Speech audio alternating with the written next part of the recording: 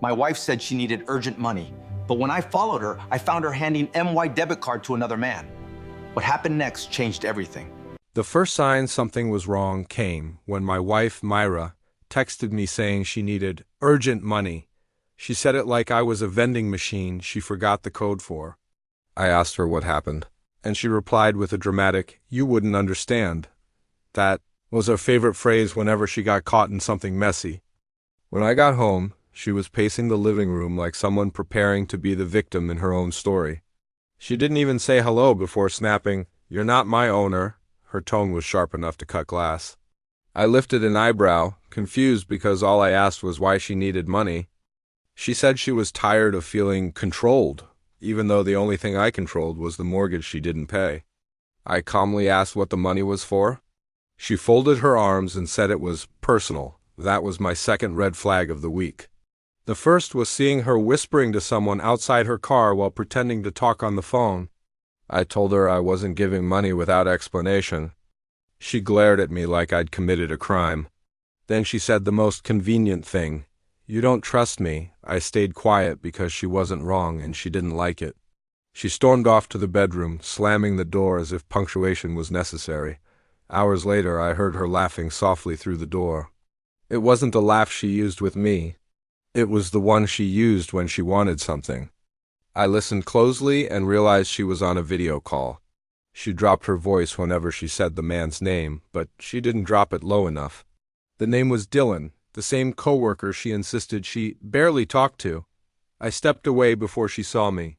The next morning, she acted like nothing happened. She kissed my cheek and asked sweetly if I could give her the money today. Her sudden kindness was a bigger red flag than the whispering. I simply told her I was busy.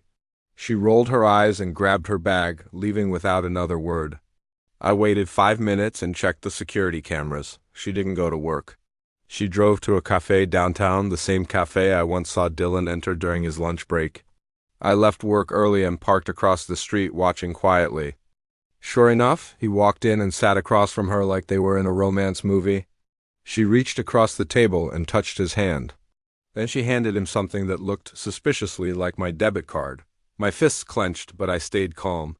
I took photos and videos before leaving unnoticed. When I got home, she was already there, pretending to cook. She greeted me with an exaggerated smile and said dinner was special. I told her I wasn't hungry. She pouted dramatically and asked if something was wrong. I said nothing. She hated when I said nothing. Later that night, she came to the living room and sat beside me with a heavy sigh. She asked if I trusted her. I asked why she kept needing money. She said it was for self-care. I asked why Dylan needed self-care too. Her face drained of color instantly. She stuttered something about coincidence. I calmly played the video I recorded. She froze. Her mouth opened, but no words came out. She tried to blame stress, then loneliness, then money problems, then me. She said I pushed her away by asking too many questions. I told her people who are loyal don't break when questioned. She started crying, begging for one more chance. She said it was a mistake. I said mistakes don't involve secret cafe meetings and stolen debit cards. She begged me not to make any decisions yet. I told her I already had. The next morning, I changed the locks and packed her things neatly by the door. When she came home, she looked at the bags in disbelief. She said I was being cruel. I told her cruelty was pretending to love someone while someone else held their heart. She tried pushing past me, but I blocked her. She screamed that I couldn't do this. I repeated her own words. "You're not my owner." Her face twisted with anger. She said Dylan was nothing serious. I told her I didn't care how serious he was, he could take care of her now. She cried again, but tears didn't fix what she broke. She eventually left, slamming the door with less confidence than before. 2 days later, Dylan messaged me. He said he didn't know she was married. He apologized and said she told him I was financially neglectful. I laughed at the irony. He said he blocked her and wished me well. I didn't respond. I didn't need closure from him. I already had mine. That night, the house finally felt quiet again. Not empty, just peaceful.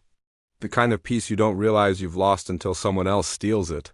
I sat on the couch, breathing easier than I had in months. Loyalty isn't something you demand. It's something you give, and it's something she never understood. But I did. and I finally acted like it.